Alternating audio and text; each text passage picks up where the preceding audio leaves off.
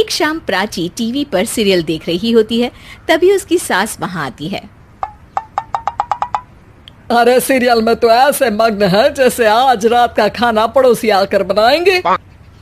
मुझे पता ही नहीं था आपने अपने बेटे की शादी पड़ोस में भी की हुई है। हैं? मतलब? मतलब इस घर में सारा काम बहू ही करती है, आप तो सिर्फ खर्राटे मारती हैं। अच्छा जी, फिलहाल तो तुम आराम फरमा रही हो, चलो जाओ, ये मेरे टीवी देखने का समय है। आहा, इसीलिए मुझे भगाया जा रहा है। सॉरी, अब तो बिल्कुल नहीं जाऊंगी। प्राची की इस बात पर दोनों सास बहू के बीच टीवी रिमोट के पीछे बच्चों जैसे छीना झपटी शुरू हो जाती है, जिसके बीच श्लोक भी काम से घर वापस आ जाता है। आज मेरी चूहे बिल्ली की जोड़ी किस बात पर झगड़ रही है? अरे तेरे बीवी मुझे टीवी नहीं देखने दे रही। अरे तुम्हारी मम्मी मुझे खाना बनाने के लिए फोर्स कर रही है। अरे वाह, ऐसे बेतुके रीजन पर तो बच्चे भी झगड़ा नहीं करते। अरे मुझे कुछ मत बोल, सब इसने ही शुरू किया है। हाँ हाँ, जैसे आप तो बहुत दूध की धूली है ना। अरे बस, दोनों चुप। प्राची जाओ, खाने की तैयारी करो। और माँ तुम छोड़ो, तुम्हें क्या बोलूं, शांति से अपना सीरियल देखो, मुझे दोबारा लड़ने की आवाज सुनाई नहीं देनी चाहिए। ऐसा बोलकर श्लोक वहां से चला जाता है, जिसके पीछे पीछे प्राची भी कुछ न कुछ बड़बड़ाते हुए रसोई में चली जाती है।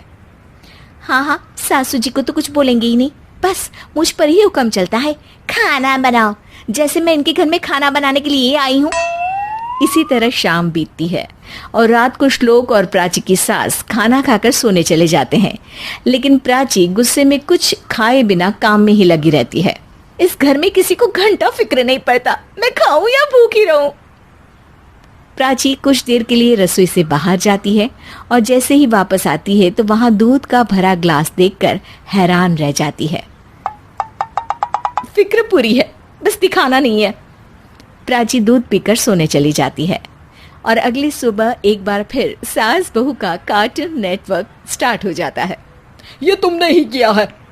अरे अजीब जबरदस्ती है, मैं बोल रही हूँ मैंने कुछ नहीं किया।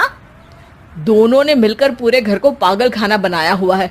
यहाँ कोई नॉर्मल इंसान तो रह ही नहीं सकता, इसीलिए अब पड़ोसी क्या रिश्तेदार भी घर आने से कतराते हैं। और सुन बेटे, तू भी चंगा, तेरी माँ भी चंगी, तेरी बीवी भी चंगी, रिश्तेदार।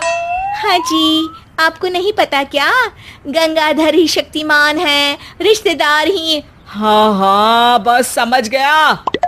कभी जानवरों जैसे लड़ेंगी तो कभी जुगलबंदी करेंगी। भाई मैं आप दोनों के बीच में नहीं फंसना चाहता। सास बहू की इस मनमौजी जोड़ी से परेशान होकर श्लोक अपना सिर खुजलाता वहां से चला जाता है। चलो अब मैं भी कीर्तन में जा रही हूँ। इस पर जैसे ही सास कमरे में अपना पर्स लेने जाती है तो वहां नाश्ते की प्लेट रखी देख मुस्कुराने लगती है और नाश्ता करके घर से बाहर निकलते हुए कुछ पैसे टेबल पर रख जाती है, जिसके कुछ देर बाद सिलेंडर वाला घर आता है। ओ मोरी मैया, मैं सिलेंडर के बारे में तो बिल्कुल भूल ही गई थी। घर खर्च के सारे पैसे भी मम्मी के पास है और श्लोक से बोला तो उल्टा 4 बात सुनाएंगे। प्राची ये सोच ही रही होती है कि अचानक उसका चेहरा चमक उठता है और वो घर में आकर इधर उधर देखने लगती है। तभी उसकी नजर टेबल पर रखे पैसों पर पड़ती है, जिन्हें वो सिलेंडर वाले को दे देती है। ये सब श्लोक देख लेता है। अच्छा बेटे, इतना बड़ा घोटाला, सबके सामने मैं तेरी दुश्मन और पीठ पीछे तेरी मेरी यारी। इस पर श्लोक एक प्लान बनाता है और शाम को सब एक साथ बैठे होने पर बोलने लगता है। माँ, तुम दोनों की बहुत लड़ाई होती है, इसलिए मैं सोच रहा हूँ कि प्राची को उसके घर छोड़ाऊं, इससे वो भी खुश रहेगी और तुम भी। अचानक श्लोक की ये बात सुनकर सास बहू शौक से उसकी तरफ देखती हैं। अरे ऐसे कैसे घर छोड़ाओगे, मुझे कहीं नहीं जाना। अरे तुमने बोला नहीं पर मैंने सुन लिया, तुम्हें मम्मी के साथ रहना अच्छा नहीं लगता, मुझे पता है। अरे वो अरे, जब बहू खुद कुछ काम बोले तो वो तुझे सुनता नहीं, और अब जो इसने बोला ही नहीं वो तू समझ गया। जब उसे नहीं जाना तो फिर जबरदस्ती क्यों कर रहा है? अच्छा, फिर आपको मौसी के घर छोड़ाता हूँ, बस अब आप दोनों एक घर में एक छत के नीचे नहीं रह सकती।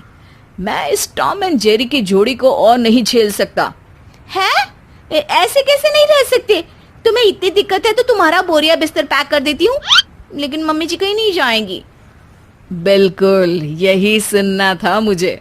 अगर दोनों में इतना ही प्यार है फिर हर वक्त ये लड़ाई का नाटक क्यों करती हो?